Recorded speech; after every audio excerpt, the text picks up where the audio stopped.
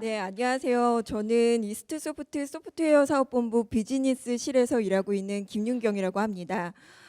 AI가 우리 생활 속 깊숙이 들어와 있다라고 하는데 실감하시나요? 저희가 실감을 할 수 있든 없든 간에 정말 AI는 생활 곳곳에서 동작을 하고 있고요.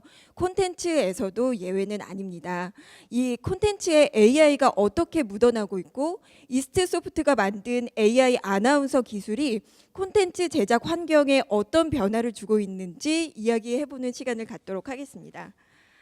우선 콘텐츠라고 하면은 어떤 게 가장 먼저 떠오르세요? 제가 어렸을 때는 애니메이션이 콘텐츠의 전부였던 것 같습니다. 그 애니메이션 안에는 사람을 그려내고요. 또 사람이 아닌 것을 또 그려내는데 공통점은 생명력을 갖게 사람을 그려내죠. 그리고 상상의 세계 속에서 이 주인공이 그가 원하는 것을 이뤄가는 그런 스토리 라인을 갖고 있습니다. 즉 콘텐츠 자체가 뭔가 좀 더 사실화되게 표현되기를 원하는 이 염원 자체가 콘텐츠의 이 발전을 가져왔다고 생각이 되는데요.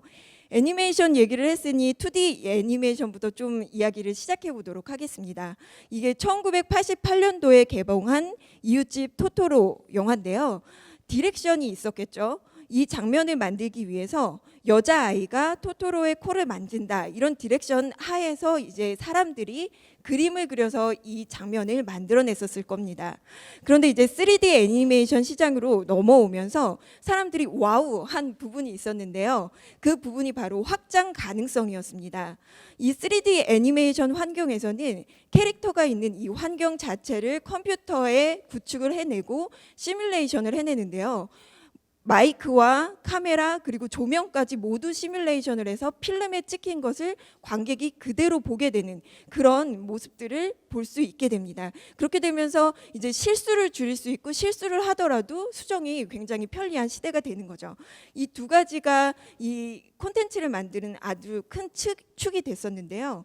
그 다음 2009년도에 아바타가 나오면서 사람들이 한 번 더 놀라게 됩니다. 왜냐하면 이 모션 캡처라는 기능이 쓰이게 되는데요. 이 때문에 아바타의 움직임이나 표정 등이 굉장히 자연스러워졌습니다. 아래에 보시면 연기자들이 연기하는 그대로 아바타가 움직이게 되는 모습들을 볼 수 있게 되는 거죠. 여기서는 디렉션 자체를 연기자가 준다는 이 포인트가 굉장히 중요합니다. 이제 VFX 환경으로 넘어오면 만달로리안이라는 이 작품인데요. 아래에 보시는 이 제작 환경이 세트장이 아닙니다. 이게 지금 270도 원통형으로 구현이 된 디스플레이 안에서 연기를 하고 있는 모습인데요. 이렇게 되면 사실 배경을 수시로 바꿀 수 있기 때문에 해외 로케이션 촬영을 위해서 밖으로 나간다든지 아니면은 세트장을 만들었다가 부신다든지 하는 제작 비용 굉장히 감소할 수 있게 되는 거죠. 이렇게 단계별로 오면서 사람의 손이 들어가는 부분은 지속적으로 감소를 하게 되고 또 IT 환경이 주는 이 이점들은 계속해서 증가를 하게 됩니다. 그런데도 아직까지는 AI가 많이 쓰이지는 않았거든요. AI가 어떻게 쓰이는지 좀 더 살펴보면요. 우선은 새로운 인물을 창조하는 데 AI가 쓰일 수 있습니다. 엔드게임의 타노스, 등장인물이 타노스인데요. 이 타노스의 얼굴을 표현할 때 3D 그래픽이 제일 많이 쓰이기는 했지만 결국 조시 브롤린 배우의 얼굴을 AI로 학습을 해서 타노스 얼굴 위에 얹는 작업이 들어가게 됩니다. 그리고 다른 하나는 기존 인물을 변형하는 건데요. 이 아이리시맨이라는 영화에서는 이 로버트 드니로가 76세의 몸으로 이 연기를 해냈어야 했거든요. 근데 청년과 중년을 연기하기 위해서 대역을 쓰는 방법을 택하지 않고 딥페이크의 방법을 택해서 로버트 드니로가 젊었을 때 연기했던 모습을 학습해서 현재의 연기 위에 올려내게 되는 거죠. 그래서 이렇게 콘텐츠에 AI가 어떻게 쓰이는지는 조금 보셨을 텐데 아무래도 이게 굉장한 대작이다 보니까 거리감이 조금 있으실 것 같아서 저희 연구진들이 몇 가지 간단히 딥페이크 예시들을 좀 만들어 봤습니다. 여기서의 포인트는 디렉션을 영상이 준다는 겁니다. 준비물로는 트럼프 영상을 하나 준비를 했고요. 여기 낱장의 사진들은 저희가 저작권 문제가 전혀 없는 저희 회사분들, 저희 대표님과 개발자 분들을 넣어서 이미지가 영상을 따라하도록 한번 해봤거든요. 결과가 이렇습니다. 소리가 없는 영상이긴 한데요. 트럼프가 말하는 부분들을 이 낱장의 이미지가 잘 따라하죠. 근데 자연스럽진 않습니다. 왜냐하면 이 한 장의 이미지가 영상을 따라할 때 아주 자연스럽도록 하는 기술은 현존하지는 않다고 해요. 하지만 곧 올 수 있을 것 같고요. 그 다음 하나 더 보여드릴게요. 이거는 하정우의 영상 위에 저희 대표님의 영상을 얼굴을 따다가 얼굴만 바꾸는 페이스 스왑입니다. 여기에서도 포인트는 디렉션을 영상이 줬다는 건데요. 영상 위에 얹는 그런 장면이죠. 한번 보실게요. 박노규 씨의 조금은 터무니없는 얘기를 들어줄 순 없습니다. 영화는 그의 요구를 받아들이지 않았으며 연결은 끊기게 됩니다. 그리고 무궁화 번호판을 단 방탄 차량이 왔다는 소식이 들려왔고 얼마 후 결국 하정우의 얼굴도 아니고 저희 대표님의 얼굴도 아닌 제3의 얼굴이 뭔가 만들어져서 그 영상 위에 올라가게 되는데요. 여기에서 저희가 착안한 게 결국에는 디렉션이 뭐가 되느냐. 영상을 디렉션으로 줬을 때 영상을 따라하는 무언가를 AI가 만들 수 있는데 그게 디렉션 자체가 영상이 아니라 좀 더 가벼운 대본이나 스크립트나 텍스트라면 이 세 가지가 들어가서 영상이 나온다면 좀 더 경제적이지 않을까 하는 데서 AI 아나운서를 만드는 그 기본이 됐습니다. 그래서 저희가 처음으로 접근한 부분이 바로 이 뉴스 방송 콘텐츠 부분인데요. 뉴스 방송 콘텐츠로 시작을 한 이유는 좀 접근이 쉬웠기 때문입니다. 원래 처음부터 이 영상 자체가 주는 강점이 움직임이 크지 않고요. 또 발음이 매우 정확합니다. 그리고 비교적 규격화된 프레임 안에서 움직이기 때문에 딥러닝이 학습하고 결과를 내기에 굉장히 좋은 조건이었거든요. 거기에 더불어서 저희가 좀 복받았다라고 생각하는 부분은 YTN과의 공동 연구를 통해서 양질의 뉴스 방송 콘텐츠를 수급할 수 있었던 점입니다. 저희가 딥러닝 연구를 해보면서 매번 느끼는 것이 딥러닝에게 어떤 먹이를 주느냐에 따라서 그 결과가 굉장히 달라지는 부분들이 있거든요. 그런 부분에 있어서 YTN과의 공동 연구는 저희에게는 행운과도 같은 일이었죠. 그리고 저희가 만든 AI 아나운서 개요는 이렇습니다. 저희는 AI 아나운서 모듈을 만드는데요. 이 모듈은 특정 아나운서의 음성과 얼굴을 딥러닝으로 학습해서 만들어지게 됩니다. 그리고 이 모듈 안에 간단하게 인풋으로 뉴스 기사 텍스트를 넣게 되면 아웃풋으로 주어진 기사를 읽는 AI 아나운서 동영상이 나오는 거죠. 그런데 이 AI 아나운서 모듈이 어떻게 만들어지는지 좀 궁금해하시는 분들이 있어서 잠깐 그 학습 방법을 좀 설명을 드리면 이거는 마크 주커버그의 얼굴을 예시로 해서 말씀을 드릴게요. 딥러닝에게 문제를 냅니다. 문제를 낼 때 눈 아랫부분을 모두 가린 채 문제를 내는데 같이 주는 게 입력 오디오입니다. 음성을 같이 주면서 어떤 입모양, 얼굴 표정을 할까 이거를 문제로 주는 거죠. 근데 문제만 주는 게 아니라 참고 이미지를 같이 줍니다.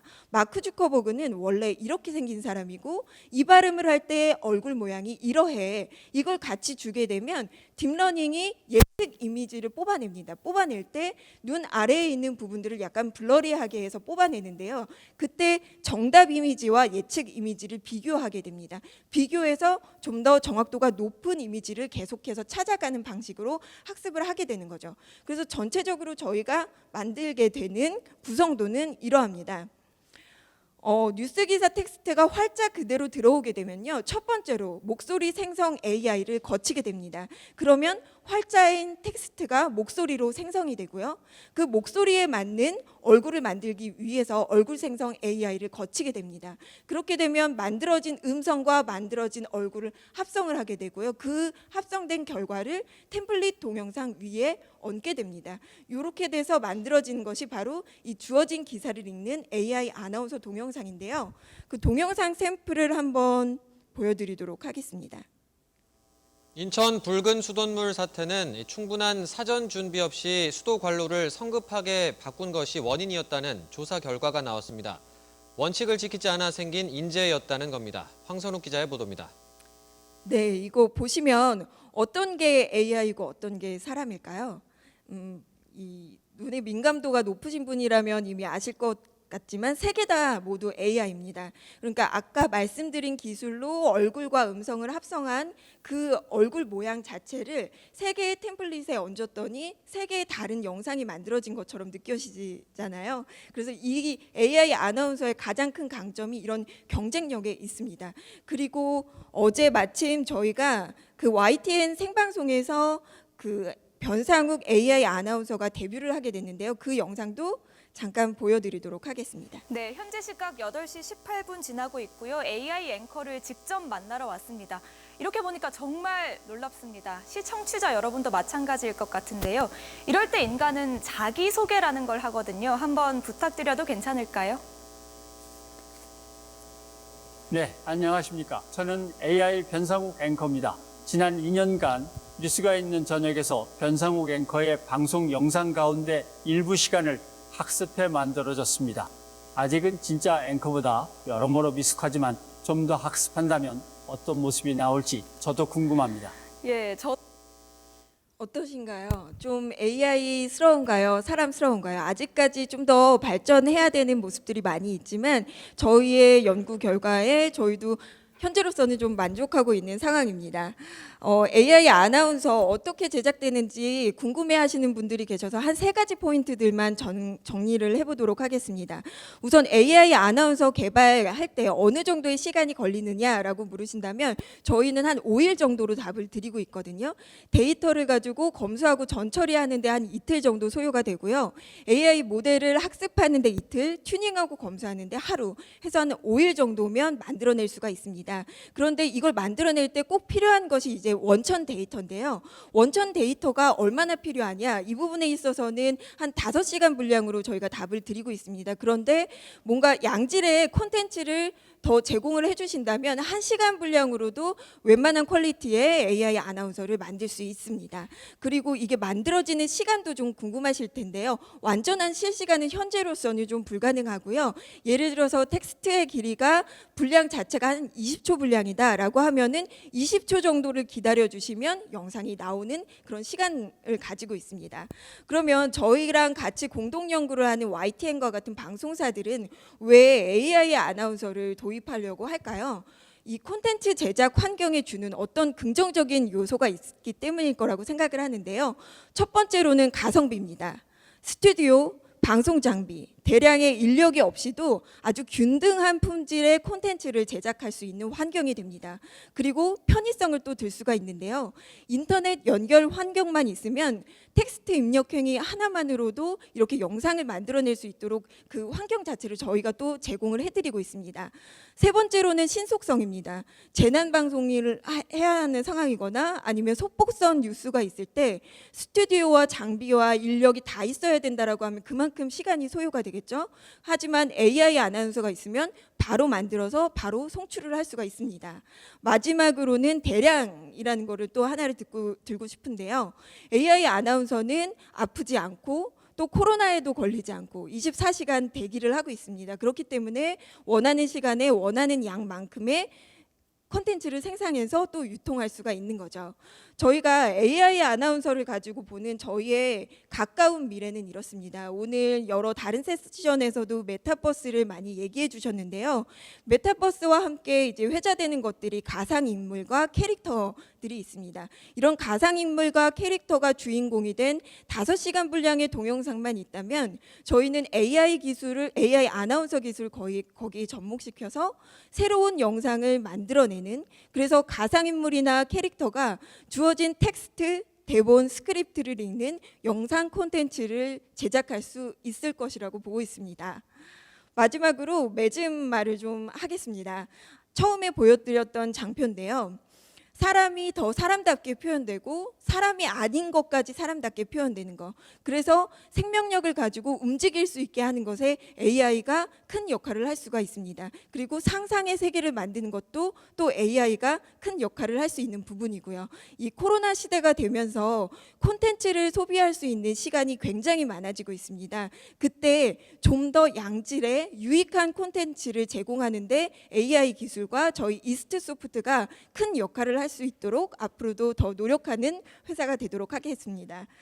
경청해 주셔서 감사합니다.